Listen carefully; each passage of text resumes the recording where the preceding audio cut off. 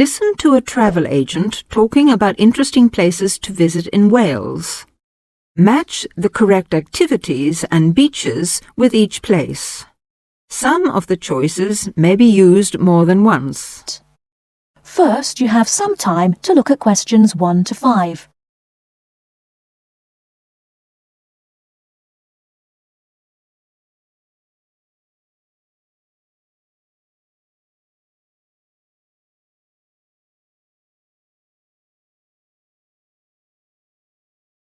Now, listen to the talk. The trouble with a long weekend in Wales is that a long weekend is too short.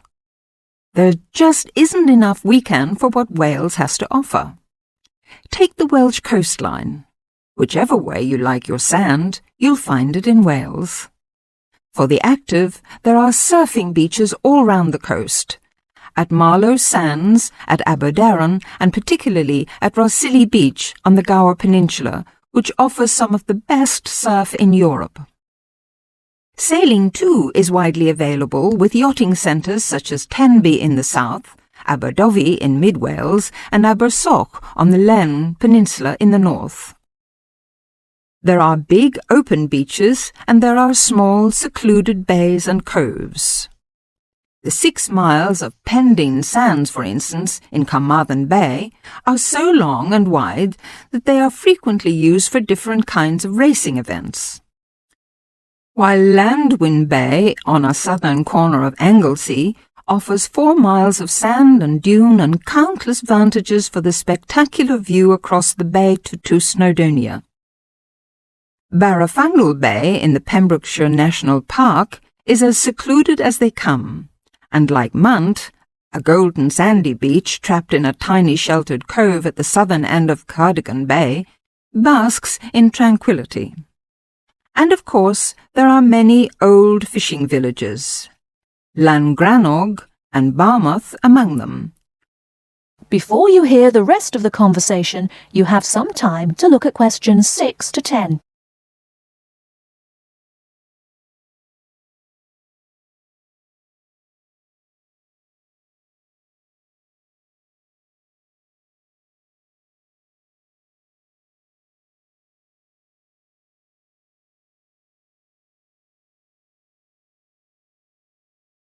Now listen and answer questions 6 to 10. And of course, there are many old fishing villages, Llangrannog and Barmouth among them, whose charm has increased as the fleets of ships have declined.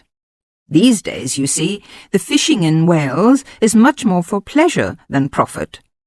For sea fishermen, rivers like the Dee and the Usk provide some of the most available salmon fishing in the UK.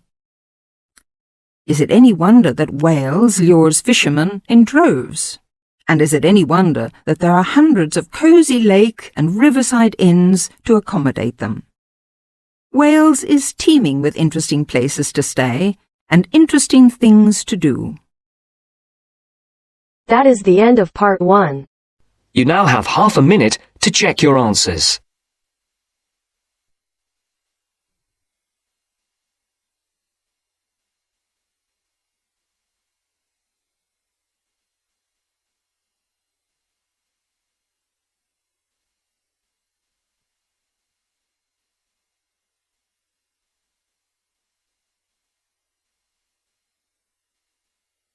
Now turns to part 2. Part 2. You will hear a talk by a tour guide. First, you will have some time to look at questions 11 to 17.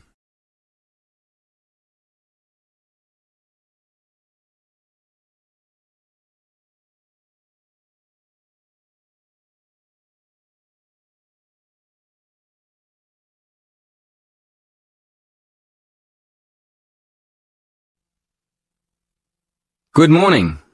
Welcome to the Science Museum. There's so much to do here. You could spend all day going from one exhibition to another. But if your time is limited, I'd suggest choosing maybe just one main exhibition.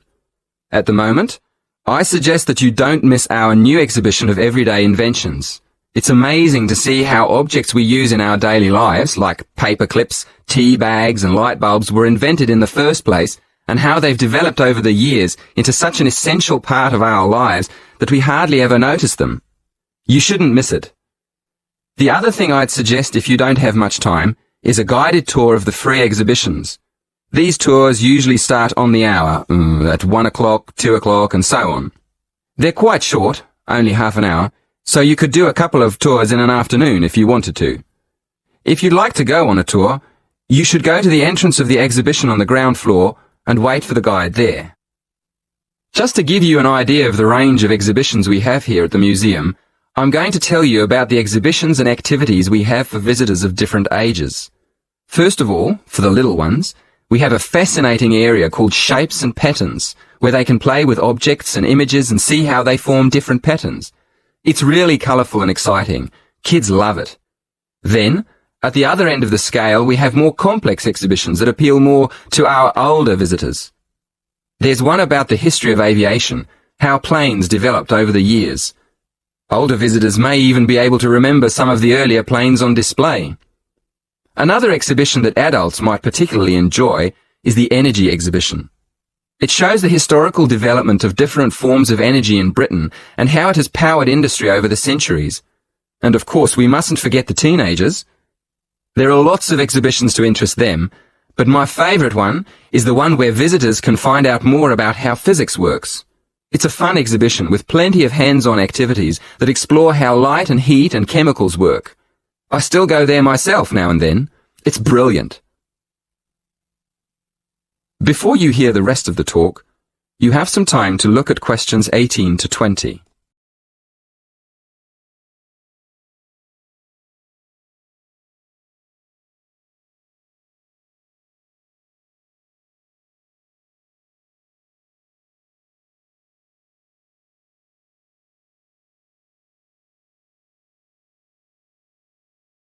Now listen and answer questions 18 to 20. Most of our exhibitions are free, but you will need a ticket for some of the special ones, like the 3D film shows. So let me explain how you get a ticket online. Of course, you can do this directly at the ticket office, but if there's a long queue, you can book online on your mobile. So, go to our homepage and choose the Events button. Then, click on the film title. That'll take you to the next window. In the right-hand corner, you'll see a little calendar. Choose the date on the calendar and then go to the next window.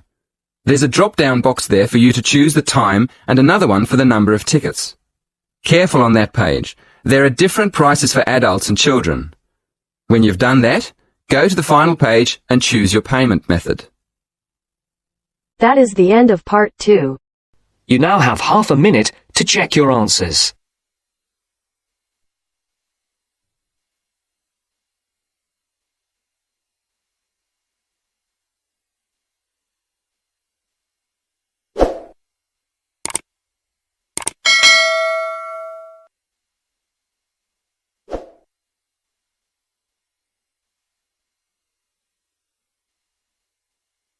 Now turns to part 3.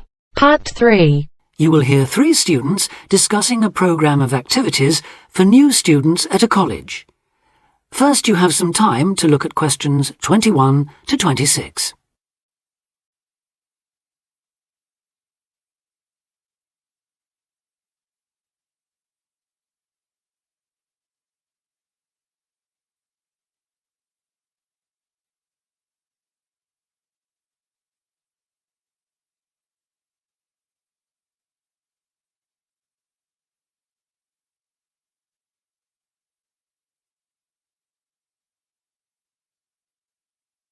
Now listen carefully and answer questions 21 to 26. So you were both on last year's orientation course then? How did it go? I loved it. The activities were well organised and I met people from all over the world. Yes, it was useful. And you think I should sign up for this year's course? Yes, definitely. Apart from being fun, it really does prepare you for all the things you have to do in your first couple of weeks. In fact, one of the most useful things was chatting to people who'd already been there for a year, so-called senior students. They'd been on the orientation course the year before last and recommended it to us. Oh, and there was a great atmosphere at the formal dinner too. It was so colourful, with people in their traditional dress from Asia, Africa, South America. It was one of the high points of the whole week. That was right at the end, of course. The first thing they did on the Monday was take us on a guided tour of the Students' Union. And after that, they took us round the city centre, showing us things like the bus station, the main shops. And the best pubs. Right, so it was very worthwhile. Yes, though maybe they could have taken us to a better nightclub. The music at the place we went to was lousy. That's a matter of taste, surely. Well, anyway, the next day they showed us around everything on the campus. And believe me, it was everything. We must have walked miles. I could have done with less information on every building in sight, given that I'll probably never need to go into half of them, and a bit more on places everyone's likely to use at some time or other, like the sports block, the health centre, the bicycle and car parks. Which reminds me, there was an afternoon session on how to drive in this country, which seemed to me a bit weird, you know, for a university course. I suppose it's because there have been accidents involving students who aren't used to people driving on the left. I was there, actually. How was it? Well, I must say I was a bit disappointed. There were some useful driving tips, but it might have been more helpful if it had included stuff for pedestrians. How to avoid getting run over, for example. You didn't go to the session on safety then? No. Well, apparently that dealt with road safety for pedestrians, along with lots of other aspects, of course. I wasn't there myself, but that might be something worth going to, Julia. Before you hear the rest of the discussion, you have some time to look at questions 27 to 30.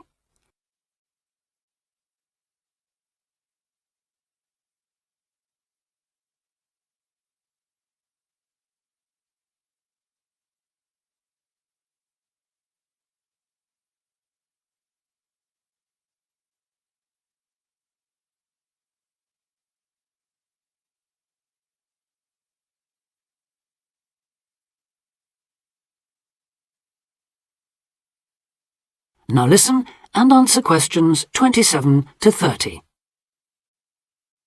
I like the sound of the whole thing. Tell me, what's the accommodation like? Do you have a room to yourself, or do you have to share? What do you have to take with you? For the orientation course, you'll have an individual room in one of the halls of residence. That'll be a different hall from the one you're booked into for the year, but they're both on the campus, so you won't have far to go. And you won't have to take much with you. The room will have chairs, table, wardrobe, bed, mattress, blankets, sheets and so on. Take a warm coat or jacket, though. It may well rain, and it's unlikely to reach even 20 degrees in late September. But it shouldn't drop below about 10, at least during the day, which is something, I suppose. Right. Now, I know they can't do much about the weather, but did you have the feeling that they were looking after you on the course? Yes, we did. There were some little touches that showed they'd thought about what it was like to be starting a course of study abroad. Such as? Well, it's just a small example, but they gave us free email access to contact people at home. 30 minutes, if I remember correctly. Actually, I think it was 20. Yes, you're right. I was on for over half an hour and paid for an extra 10 or 15 minutes. Not that it was much. Emails don't take long to write anyway. No, they don't. So, just one more thing. The timetable. When does the course actually start and finish? Well, a lot of people get there on the Sunday, though you'd have to find a room for an extra night, as the course accommodation is only booked from the Monday, when things get going. Then they'll keep you busy all week until the dinner on the Friday. And that's it, is it? Yes, there's nothing after that. Though most people stay over till Saturday, partly to recover from the party, but also because they can then move straight into their permanent rooms. I think I'll do that. Well, thanks a lot for all your advice. I'm sure I'll enjoy the course. I wish I could go on this year's too. That is the end of part 3. You now have half a minute to check your answers.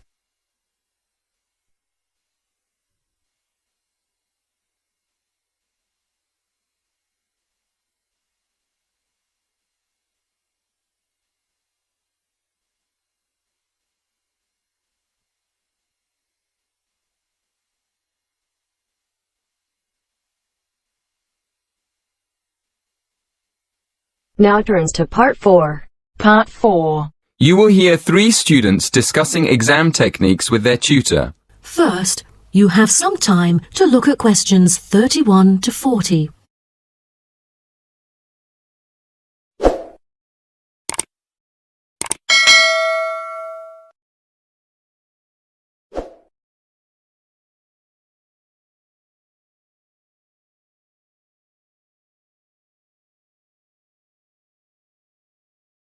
Now, listen carefully and answer questions 31 to 40. Morning, everyone. I thought we'd get together today and just talk about exam techniques. I'm sure everyone has different ideas about them. So, shall we find out what you do first when you get into an exam? Check that you have the right exam paper? It sounds funny, but students do actually answer the wrong exam paper sometimes. So check that it's your exam first. Then what? Write your examination number on the answer sheet? Well, it might sound obvious, but writing your examination number at the beginning of the exam can be a good idea. Apart from making sure the examiner knows who wrote the exam, can anyone say why? It can help you relax? Yes, that's right. Doing something easy like that gives you a chance to calm down. Right, so what do you do next? Read the questions carefully? Well, before you read the questions, what should you do? Read the instructions. Yes, you should read the instructions next. You need to know how many questions you have to answer and whether you have to answer all the questions or only some. What other important information do you need to check before you start? How much time you have? Yes, Jerry's right. You need to make sure that you know how long the exam is so you can manage your time properly. OK, what do you do next? Read the questions? Yes, it's very important to read the questions, not just once, but several times. I usually make a few notes when I'm looking at the questions. Sometimes a question looks easy, and then when you start writing, you realize that it's actually more difficult than you thought. Yeah, but you don't want to spend too much time writing notes. No, but it's a good idea to jot down a few ideas to see if you can remember the arguments for the topics you studied most. Once we've decided, is it better just to start at the beginning and answer the questions as they appear on the exam, or should we start with the easy questions? Well, I start with the questions that I know better and leave the ones I'm not sure of for the end. That's what I do. But I still keep an eye on the clock, especially when the questions are all worth the same number of marks. Mac's right. If you write one very good answer, but it's only worth 30% of the marks, you still lose the other 70% on that exam. So it's better to write our main ideas for a question, even if we don't have time to answer it properly. Yes, absolutely. We can't give you marks for writing nothing. But if you give us your main ideas, we can give you some marks. Oh, really? I wish I'd known that in my last exam. I spent all my time writing a long answer to one of the questions and didn't get round to the other two. I didn't understand why I got such a low mark. Yeah, that's what happened to me. Luckily, my tutor explained it afterwards, so I never did that again. That is the end of part 4. You now have half a minute to check your answers.